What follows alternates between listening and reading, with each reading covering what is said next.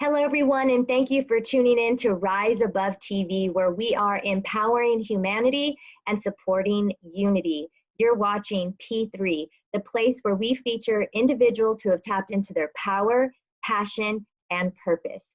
I'm your host, Janie Terrazas, and today I'm with the radically awesome Scott Goyette. He is the founder of L.O.V.E now, and I'm just super thrilled that he is going to be with us today. So thank you, Scott, for taking the time to be on our show.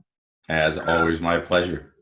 So Scott, tell us a little bit about L.O.V.E now, because I know it's completely tied into your power, passion, purpose, and you can give people some insight into what it's like to honor that side of yourself.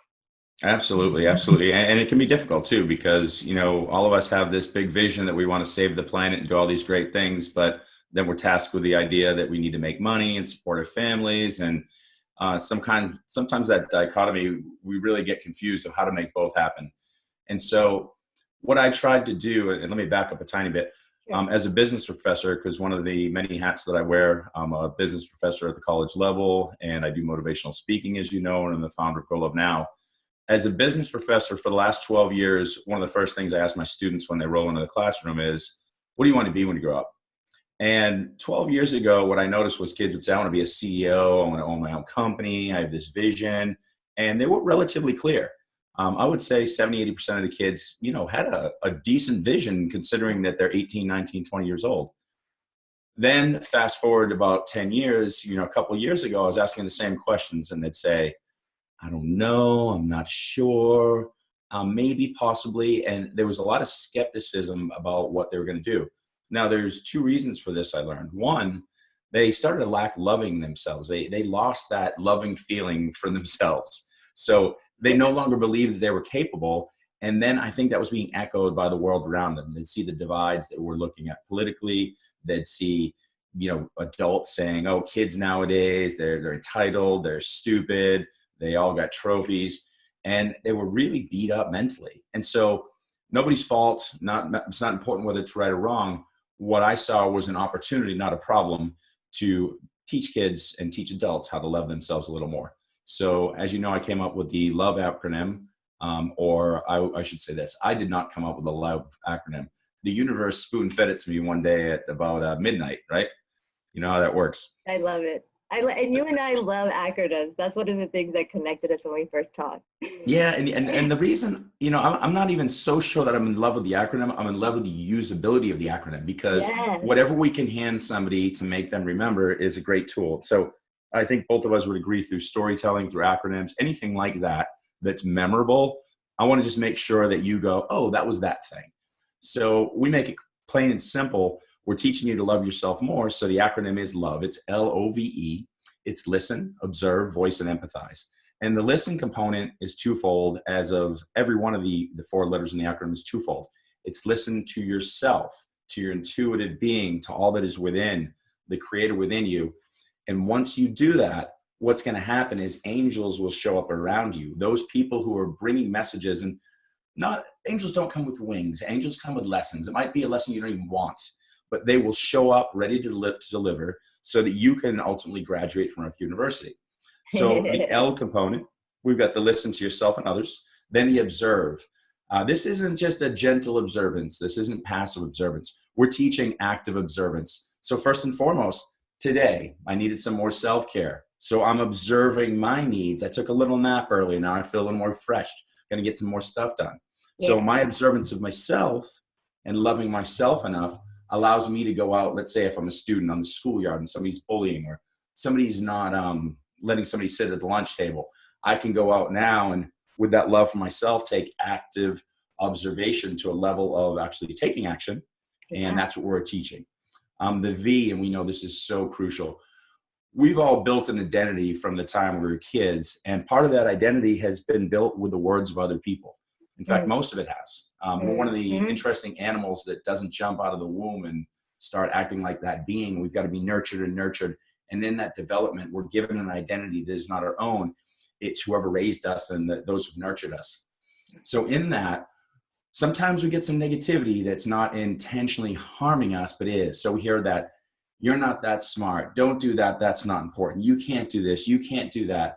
And sometimes people are doing it only to the illusion of protecting us, but we know that's not the case, because the outcome is we're sitting here not trusting ourselves, not believing. So when I'm speaking about voice to the students, I'm talking about recognizing those inner words that might be coming from your voice in your mind, but they're just remnants of the story that people told you.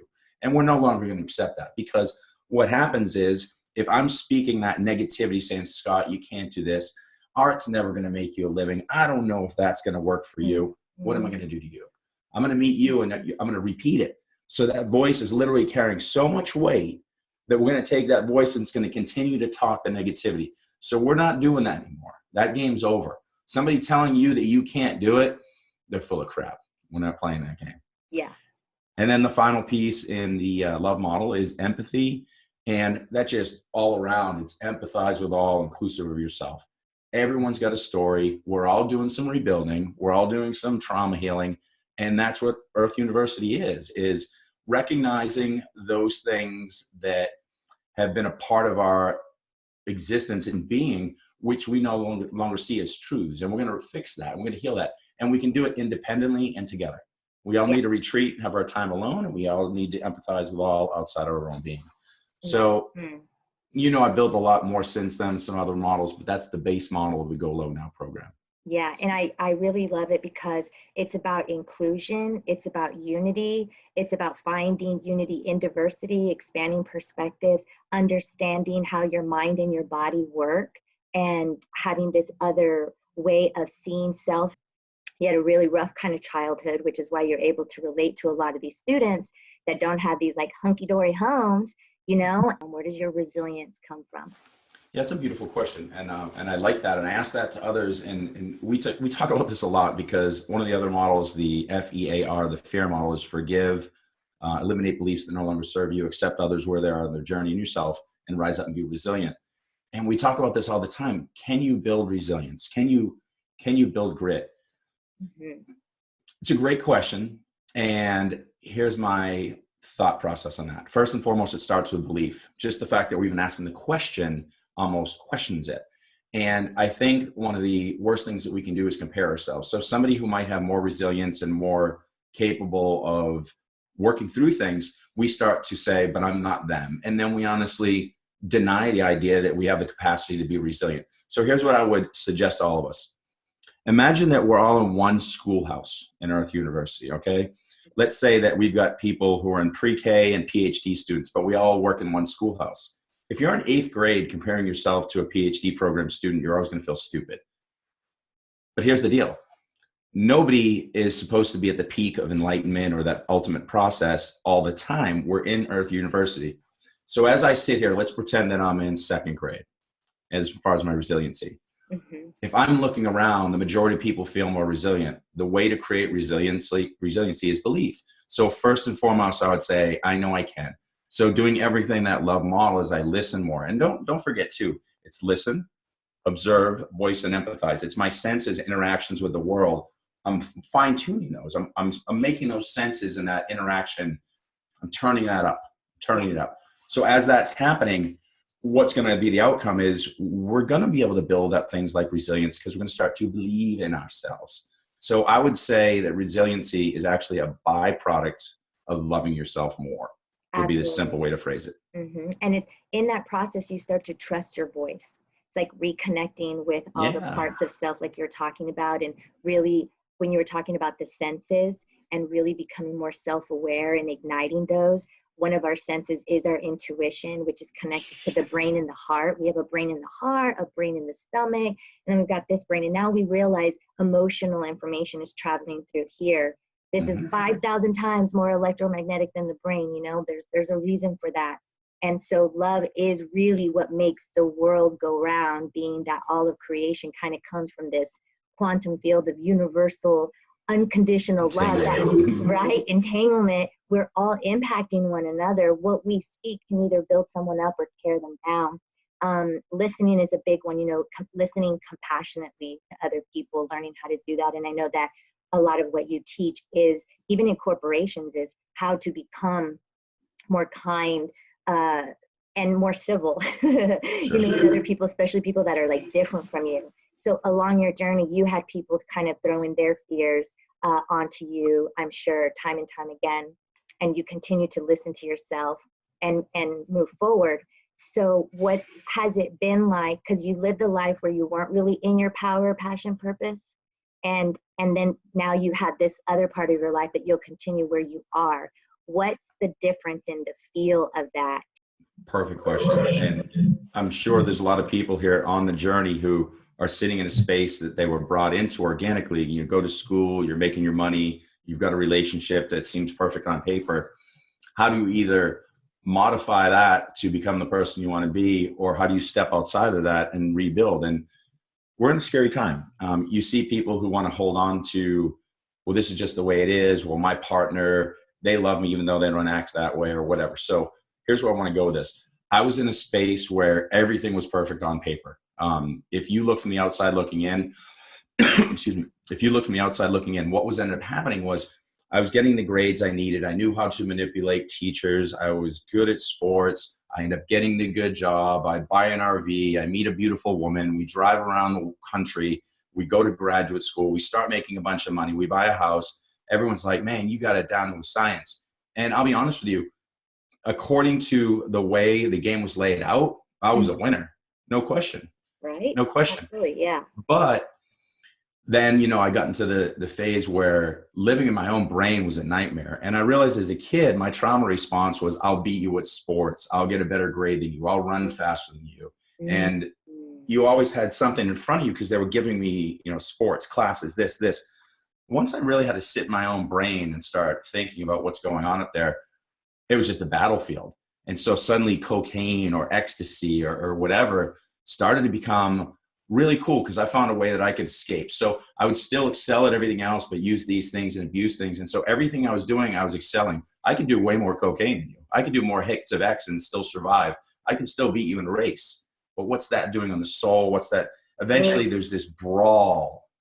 It's just horrible. Yeah, you just want to just vomit everywhere. Totally. So I make a bunch of stupid mistakes. A lot of people understood my heart and kept looking, saying, is that you? Is that you? Is that you? And I finally had to come out and just sit in that space, which we call presence mindfulness, and just say, wow, this is what you are. And so I started to see the good, the bad, the ugly, the shadows, the darkness, the light. And in working through that, it was really scary. But the outcome was very evident for me. Now things are very black and white. When I build a business, the business has to support human good. It can't be tribal. It can't be it helps me, but it hurts you. And once I find that thing that says, this is hurting more people than it's helping, I walk away. Now, here's the deal. Now on paper, my friends got their country clubs and buying more houses and doing this and this. A lot of times I'm walking away from the money. So I'm in this really interesting dynamic where I'll be honest with you, I'm trying to continue to find the ways to make the money, and it's perfect. And this is where the game really comes in. Can I ever do anything that doesn't hurt anybody? That's no. A great question. No, if I walk down the street, I kill some bugs. If I there's something on the ground. So it really becomes this balance game of how do I do things in the best interest of humanity while taking care of my tribe, while keeping my cup full. And that's a lot to ask. So it's a very dynamic game that we're living. So we're in this schoolhouse with kindergartners and PhD students. We're trying to balance so that I'm not only babysitting my group, but I'm also concerned about the effects on your group because we're all one. And so that's where it comes into the whole thing of oneness. And it's really, really difficult in today's world to be that person that's good to everybody. And that's why what we're seeing is I think we have that awakening. There's the vibration where everyone's awakening to oneness. And so there's two choices. I can either go to hand A. I can say, we're in a world of unlimited abundance, and I'm going to embrace discomfort because I know there's more on the horizon. Or I can buckle down and I could say, I own a house, I have this, I'm going to make a bunch of money. Those people are bad because I'm an other, they're different. And I can embrace that, but there's zero growth in that. And so we have two groups right now. There's one group that's anchoring and holding down, and there's another group trying to grow. And so we're seeing the divide. That divide's a beautiful thing because that's the basis of a conversation that's starting to happen, that it's a little bit antagonistic, a lot of it antagonistic right now. but that's going to turn into a conversation if we keep looking at one another and speaking, even if it's not always kind. That tribal mentality is going to start to turn into all of humanity and all of existence and all energy and everything. Yes. Is it going to be easy? Is it easy? No. Is it a struggle? Do I need naps during the day? Yeah. It's all worth it. You're basically describing, you know, the contrast of life and that duality, and getting into a space where we're all finally really having to take a hard look at our own selves and become more accountable and responsible for how we're showing up in our day-to-day lives. It goes back to that whole be the change you want to see in the world. Let us not be hypocrites, you know. So I really honor you, because I know that is a challenge to do daily. And you're doing it magnificently. And I know your dad and your whole family is all into like a holistic, integrative, conscious living, deliberate living. You mentioned balance. Talk a little bit about what your self-care practices are. Clearly, as you're speaking, we're seeing where your passion comes from. Obviously, you're living a purposeful life because you're feeling joy from the inside. So I know wellness is big for you. You mentioned naps. What are some of the things that you do to make sure that your power, passion, purpose stay intact? So if there's one space that I am without question a hypocrite, oftentimes it's my self-care practice. Now, here's my in theory practice. My in theory practice is I will never work out too hard, because I know when I go too crazy, it's really still a trauma response. So ironically, old trauma's coming up. So I'm going to go to the gym, play basketball for 5 hours so that I'm a better person elsewhere. But the body, the mind, and the spirit has this deep interconnection. So here's what I would say. Be very, very, very cognizant of who you really are and why you do what you do, which I'm very self-aware. My actions don't always correlate with my understanding. But here's what I do. I make sure that I find my meditative space. My meditation comes with actual meditation, comes from basketball, comes from strength workouts. I've been doing a lot of cold dip stuff. Now I go into the sauna and then I jump in a 40-some degree pool, sitting there for like 7 minutes, and everyone looks at you like you're crazy. Yeah, you're like Wim Hof, that Wim Hof guy. And I've got my own meditative practice that I based off of his and changed a little bit. So you know, I'm doing this stuff, and I love it. I mean, he's great. You've got to figure out what works for you, because one of the things I noticed too is I constantly like see someone playing basketball, like, dude, let's go jump in the cold dip. Let's jump in the pool. And they don't want to do it. And so my point being is that's not everybody's meditation. I always want the extreme meditation. So what I've started to really do is really isolate what things work for me. And I never suggestively do what's going to work for me, work for you. I will say this, find some form of meditative practice. It might be jogging. It might be actual meditation. It might be prayer. Make sure you do it. It has to happen every day. Create a routine, even something in the morning, like just if you're not a coffee drinker, a tea drinker, just that smelling the tea, feeling it, just that gratitude, saying, wow, I can't believe that I get to start my day and drink this, and I'm going to go out and support people in this world, and this is real. You know, just that gratitude, it's huge. Anything in that ritual. So the self-nurture with meditation, gratitude, there's no doubt that anytime I see people heal in great capacity, it comes from service to others. So do something every day, whether it's as little as walk by somebody's desk at work and be like, you know, you really look nice today. Or I really appreciate what you did the other day. Because what's going to happen is it's going to be addictive, because it's a dopamine serotonin response too. If I go do something nice for you and I see you light up, there's that reciprocal effect. And all of a sudden, kind of funny, right? I'm telling you, don't get addicted to things that are trauma-based. Well, here's the one to get addicted to. Get addicted to being so damn nice, it's insane that people can't, your energy is going to be huge, because that's what love is. Like you said, it's our energy source. It's our actual being. Yeah. When that starts to, I can look in the mirror in the morning, I can feel myself in the morning, I can see my radiance when I'm feeling on. And I'm almost like, whoa, it's big, that looks good. Like, people are going to want to be around us today. And sometimes I know to spawn that and spark that, I've got to go give a little bit of gifts, and then people recharge me. So again, gratitude, gratitude, meditation, giving of self. Ironically, self-nurture is the giving of self, because it's such little things that recharge our fuel. It's that currency, our energy exchange. I think those three things alone, in any capacity, are enough. Of course, your diet's important. Of course, your sleep habits are important. But I think everyone talks about those. Right, right. So, Yeah, it's the mental health, emotional health, spiritual health. It's really mhm. like you said, finding, I like to call it your self-care prescriptions, like your own little toolbox of Yes. self-care practices that work for you and that are practical for your lifestyle. And you discover what they are, and then you just find your way to be consistent about it. Um, so how are you feeling now? Like I said before, I know you lived your life in a particular way in the past, and now you're like totally lit. So what can you say about living this walk right now? So this is what I would share with people, because I think one of the things, visualize a sine curve, what a sine curve looks like. All right. So you got this little S curve like this, and then there's a baseline. So you've got your highs and your lows, your contrast, your balance. So for me to live up here, at some point I have to live down here if this is the baseline.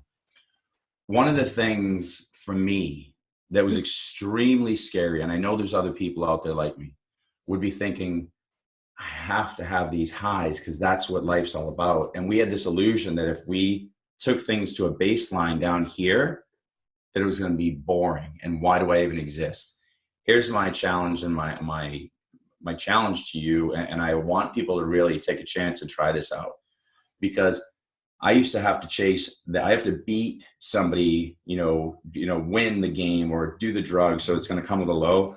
Now I can sit here and I can just look at the moment and be present. And I can, like, right now, I'm just glancing out of my yard. We have a little Buddha statue and deck out there.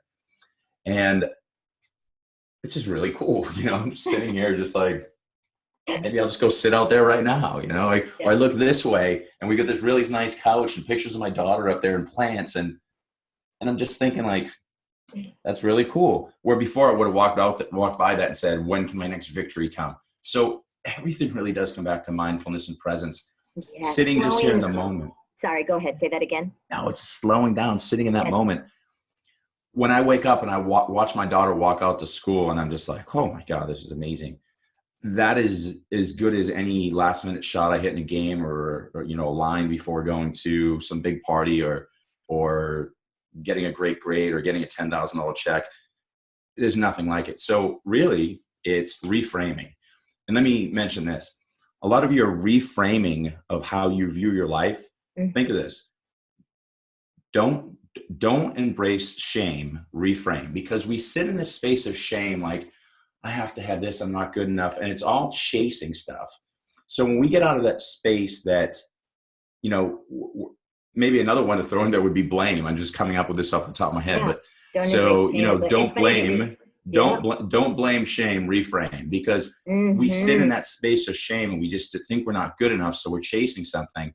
Once you fall in love with yourself and you get to that baseline where it's contrast, but it's minimal. So it's never a bad thing, Yeah, you feel the shame, but you've been flexing self-compassion and mercy and understanding so much that when you feel it, you can hold space for yourself without condemnation. Because the more you do that, the longer you end up feeling it, and the darker or further down the hole you'll go, the darker it gets. And I love that you said shame and blame. I always tell people it's not about shaming and blaming, it's about observation and reflection. Bingo. It's about, getting curious and being a very skilled observer of yourself in a non-judgmental way, which is what mindfulness is about. And it is a practice. It's a practice that you do daily, but eventually, like you said, you reframe enough times, then you start to fire off different neural pathways, and now you're literally reshaping your brain, which is what we're doing. And we know about neuroplasticity. So this is where the accountability and responsibility come into play. I really appreciate everything that you shared with us today. People got to check out the Go Love Now music video. Like, search it on YouTube. Maybe I'll put the link in the post. Let people know how they can get in contact with you if they're interested in any of the things that you do. Sure. So we do different programs with the schools. Typically, we were doing, big kind of extravaganza assembly type of events. We've started to do more intimate, smaller events where we teach kids exactly what's happening. So it's not as much of a big emotional movement, but it's teaching them why their emotions are doing the things they're doing, how to work through them, use them as fuel. So if you're interested in that for your school or any kind of champions group or a parent meeting or a teacher training, we can do all of that. We also, I personally do coaching and motivational speaking. So if you've got an event where you need a speaker and any of these topics seem to resonate with you, You can find me at the easiest email is scott@golovenow.com. You can go to our Facebook page. It's just /GoLoveNow, Twitter /GoLoveNow, Instagram /GoLoveNow movements. And once again, I also have my own podcast, The Awakening You, which I will gladly have you on. Don't worry, you're going. So The Awakening You, and that can be found under the Speaking to the Heart podcast network. And we talk about every single acronym in detail with the love and the fear models. We also are talking now about mission, vision, and identity creation. So, but definitely contact me if you're interested, and I look forward to hearing from you. Thank you. Thank you so much, Scott. And thank you for watching and tuning in to another episode of P3 here on Rise Above TV, where we are empowering humanity and supporting unity. Next week, we're going to be featuring Madi Schaffner, and she's about helping people learn how to create a fulfilled life. She's a transformational life coach. So she's going to share what power, passion, purpose mean to her. Thanks again. Your likes, shares, and follows are greatly appreciated because they help us spread the love. Till next time, peace be in us.